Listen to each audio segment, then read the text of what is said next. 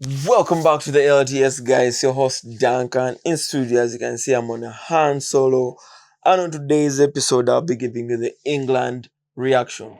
I think the Black Stars did a very nice job on this one, uh, stifling the three lions on this because it's not an easy feat to keep England at bay, especially the peripheral of the talent they have, the likes of Harry Kane in there, Jude Bellingham, Declan Rice, Elliot Anderson.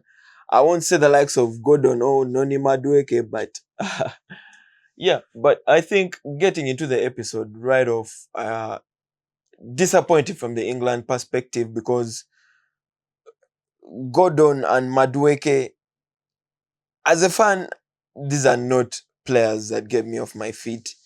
These are not deadly wingers. You have more deadly wingers than these guys. You have better players on the bench who can at least offer more dynamism and at least trying to go out or inside or try and beat your man in an elusive way. But I think the kudos to the Ghana team, not taking anything away from them. I think they played some solid D. Uh,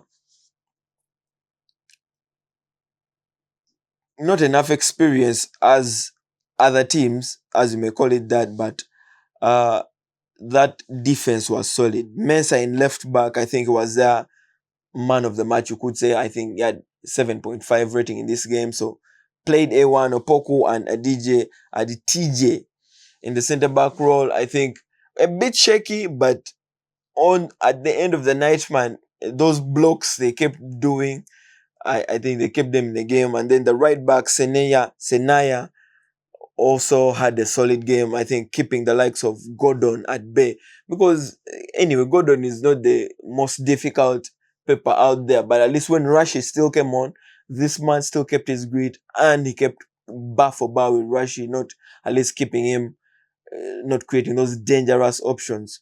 Thomas Partey in the middle, I think this was their best player at the game. He ran ragged, the likes of Declan Rice and Elliot Anderson. They couldn't keep up with the old man. Uh, Kudos to Partey, to be fair, keeping his level. Playing out there in Spain, I think in Villarreal kept his form at least at that high level. And then I'm not surprised seeing him now really operating at this level because when you look at Villarreal's season, it's more or less hinging to players like Partey, the likes of Nicolas Pepe, who kept them in that frame, at least finishing in that Champions League spot to at least push for European football next season. But yeah, kudos to Thomas Partey. I think Ghana would have missed him so much not playing in this game. So many reports of him not getting that visa to at least, or that clearance to appear in most of these venues to at least play these games. But yeah, I think Ghana needed him, and you see why they needed him because Thomas Partey, without Thomas Partey in this game, I don't think they would have lasted. Semenyo not playing to the best of his abilities, at least had a decent game in terms of tracking his man and at least helping his fullback. And then Williams on the other side did his thing as well. Inaki Williams, expected more from him as well because these are the most experienced lads in the team. But yeah, Jordan Ayew leading the line, I think was one of their most, we could say, most dangerous players on the offense side because I think in my view he held up the ball so well when it needed holding up. He brought in the rest of the team when it needed bringing in the rest of the team, and as well he drove or he crossed the ball. His decision making at the end of the day was quite sublime, and then him taking that knock on the head and then keeping on, soldiering on, not knowing that yeah, my team needs me and then I need to keep this going. So yeah, kudos to the Black Stars doing their thing, but then looking on the side of England, it's not a nice one. Mark Gehi being your best player, and then you giving the man of the match award to Jude Bellingham. I think this whole England team is riddled with some chaos. I think something I would never have envisioned under the Thomas Tuchel tenure because this is a principled guy. This is a guy who runs a tight ship. This is a guy who knows what he wants. But looking at that lineup, that's not a lineup of a guy who knows his best team, to be fair. This is a guy who's picking the lineup best of maybe, I think, the summer, maybe the people who got him here. Because Gordon Fine, I don't think Gordon had a better season than Rashi. Don't get me wrong.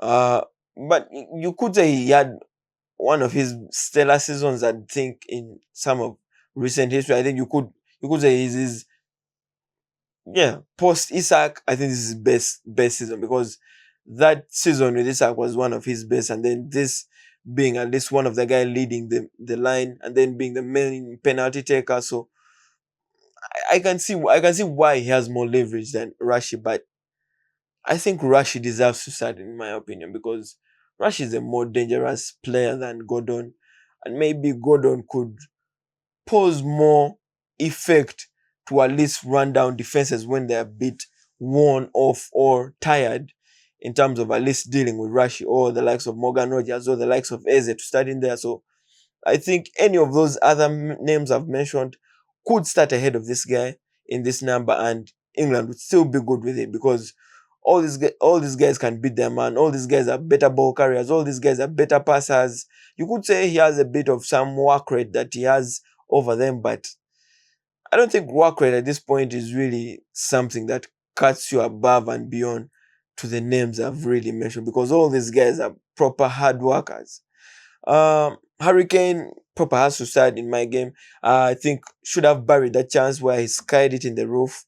Had other chances where I could have at least manufactured better shooting opportunities, or could have played the better pass.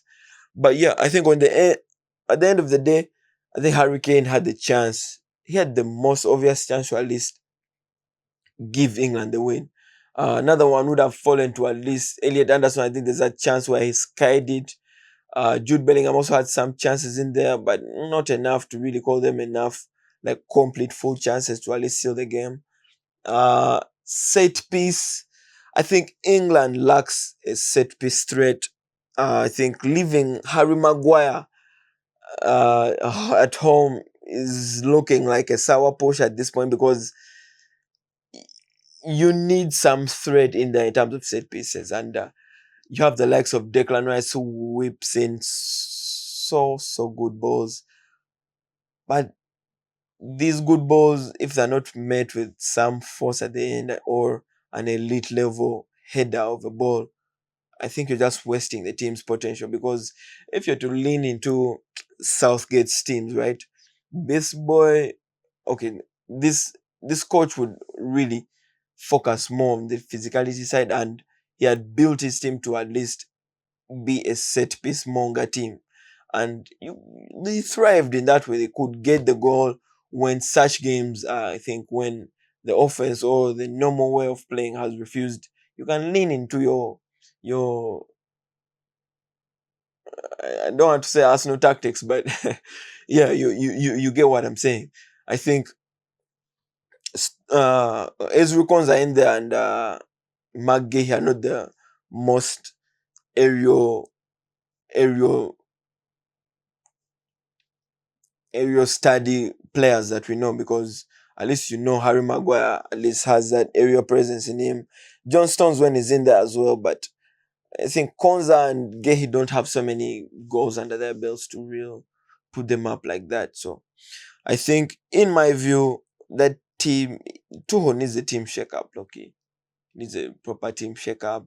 I think Morgan Rogers, for the season he has had, should be starting mainly ahead of at least Gordon.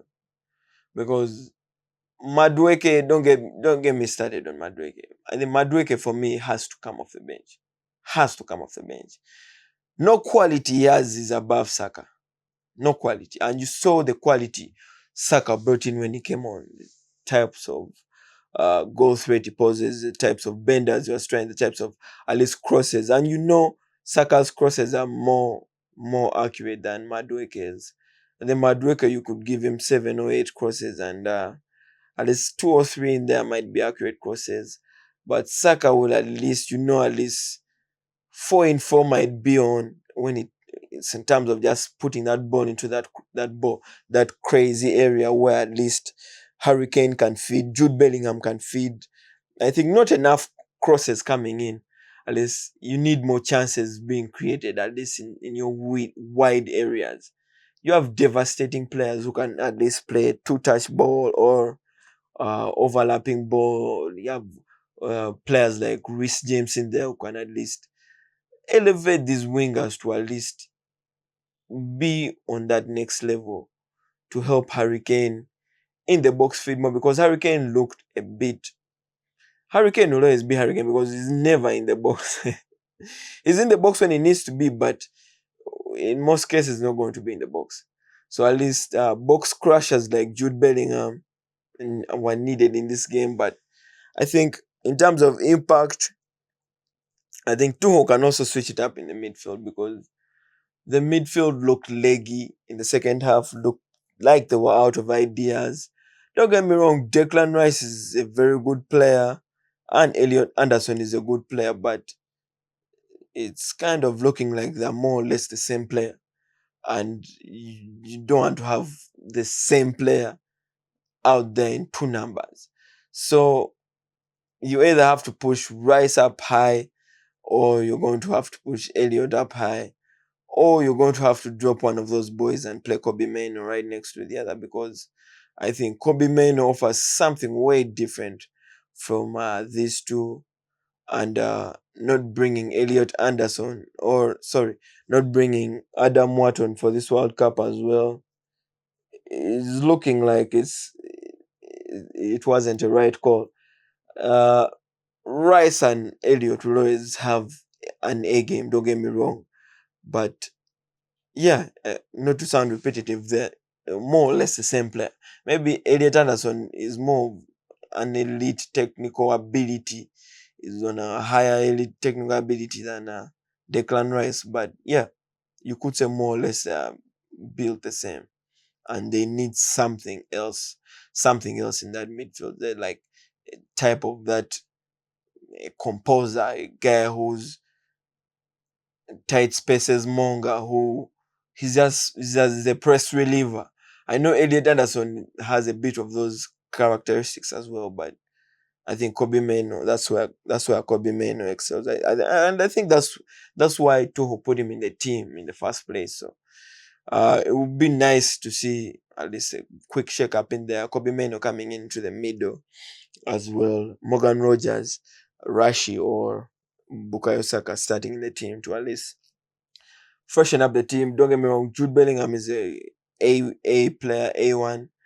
But yeah, you could also maybe try him in the pivot to at least give England a bit of a different dimension. Otherwise, that midfield looks like it will get found out if it plays any other solid guys that can really go toe to toe with them. Because if the Ghana team with just Thomas Partey alone with other rising stars in there will put the clamps on these guys, then I'm thinking the Vitinhas will run circles around these guys. So yeah, scary times for England, guys. But Chad, maybe you could deliberate some of the things maybe I've missed out on this game. But yeah, I think the biggest call. I wanted to leave this point as the last, because I think this was the biggest talking point in the game. There's a penalty shout in this game. You could say there are two penalties, but in my view, I'm not going to cry about that whole Pickford scenario or the whole sending off. I'm not going to do that. I'm going to focus on the penalty, right? Ezri Konza takes out my guy, right? He doesn't get the ball. He goes on top of the ball. He gets the man. He doesn't get the ball. So he forces my man not to really have his clear and out one-on-one against Pickford, because without that Konza tackle, my guy is having a clear shot on target. Clear shot on target. Don't get me wrong. Uh, this thing is not even reviewed. This thing is not even considered. We try and talk to the ref about this, but the ref just brushes it. I don't know what's up with the refs and this, but so many decisions in this World Cup have been questionable, and I've been crying about refs the whole season, in the regular season for what club football. can't be the same coming into uh, international football, guys. Please, it can't be the same. Because if I'm still crying about the refs, then I don't know, man. It's the game is gone because that's a penalty. In my view, that's a penalty. I don't know. Maybe chat could deliberate, but yeah, I think that being the last point of the pod, guys. Thanks for watching. That's been me in studio. Yeah, leave a like, leave a sub. But yeah, thanks for watching LTS community.